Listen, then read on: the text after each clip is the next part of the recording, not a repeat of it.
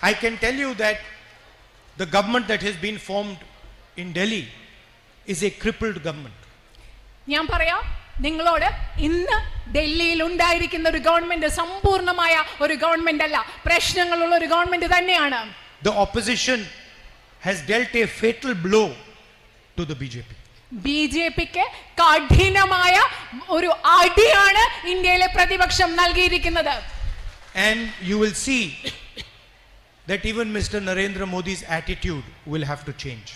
നിങ്ങൾ ശ്രദ്ധിച്ചാൽ മനസ്സിലാക്കാൻ പറ്റും, നരേന്ദ്രമോദിയുടെ കാഴ്ചപ്പാട്, നരേന്ദ്രമോദിയുടെ സമീപനം മാറേണ്ടിയിരിക്കുമെന്ന് നിങ്ങൾക്ക് മനസ്സിലാക്കാൻ സാധിക്കും. Because the people of India have sent him a clear message.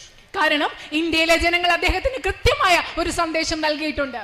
From our perspective, our role of opposition will continue. നമ്മുടെ കാഴ്ചപ്പാടിൽ നിന്ന് പ്രതിപക്ഷം എന്ന രീതിയിൽ നമ്മുടെ പങ്ക്, ഉത്തരവാദിത്വം അത് തുടർന്നുകൊണ്ടിരിക്കും. We proposed an alternative vision for the people of India, a pro-poor, compassionate vision, and we will fight for that vision.